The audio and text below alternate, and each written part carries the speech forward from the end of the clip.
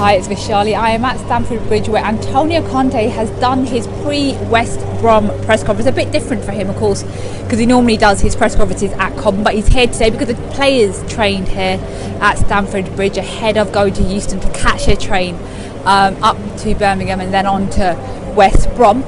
Key news for Chelsea fans today is that David Luiz is back in Conte's matchday squad for that game against West Brom. Of course, he was dropped before the international break for that game against United here at Stamford Bridge. But, you know, we believe that he's trained really well. He's shown a really good positive attitude in training. Of course, he wasn't with Brazil in the international break, and so he is back in Conte's matchday squad. But will he start tomorrow? Well, it remains to be seen, because Andreas Christensen has done really well when called upon by Conte. But that is the big news. David Luiz is in. Gary Cahill is also in. Now, he missed England's game against Brazil with a back issue, but he is fully fit, so that's all good for Conte, because he has defensive options now. The bad news for Conte is that Michy Batshuayi is out with an ankle issue, and Charlie Musonda Jr. is out with a knee issue. Now, Batshuayi apparently picked up this issue before the Manchester United game. He went away on international duty, but he had to come back because he's feeling pain in it. I don't know how long it will keep him out for, but he certainly will not make that game against West Brom.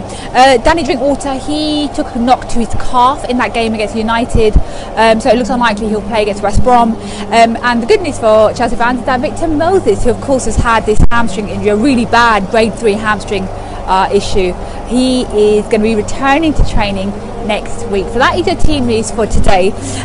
Now, Conte was also asked about Ruben Loftus-Cheek and Tammy Abraham, because the pair, of course, they're on loan this season, but they got their England debuts in the international break. Loftus-Cheek, of course, won the Man of the Match award against Germany. He impressed. He was so good in that game, and you know, Conte basically said, look, they are really good players and they have a bright future ahead.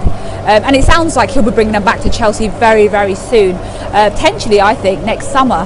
There was a really light-hearted moment as well in the press conference when Conte was asked about his facial hair, because he came to the press conference with quite a big beard, and he basically said, look, his wife has asked him to try out a different look, and that's why you're going to see him on the touchline tomorrow at the Hawthorns with a beard, and we'll have to see whether or not he wins and therefore decides to keep it. But it was quite a nice, funny moment in the press conference today.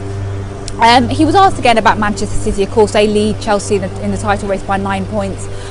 They're just looking so good this season, and you know, defensively they've been solid, offensively they've been impressive. And Conte just reiterated the fact that really City, it's going to be difficult for any team to catch City in a title race. But he said, look, it's hard to predict what can happen, and anything can happen in the Premier League. So for him, he just doesn't want Chelsea to go out and drop any points tomorrow, because of course the last time they had an international break they lost to Crystal Palace. And then Conte was asked about Michael Emenalo leaving Chelsea. Now, he's been Chelsea's technical director since 2011. He's been at the club for a year, and 10 years, and you know, he made that surprise decision to resign, and Conte admitted it's a big loss, and it came as a huge surprise to him as well. And he said, you know, he helped me out a lot in that first season at Chelsea. But you know, this is a Chelsea side going to the West Brom game full of confidence. They beat Man United for the international break.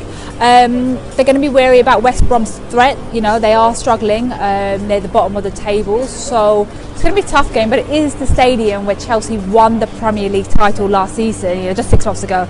So let's see how they do when Chelsea take on West Brom at the Hawthorns.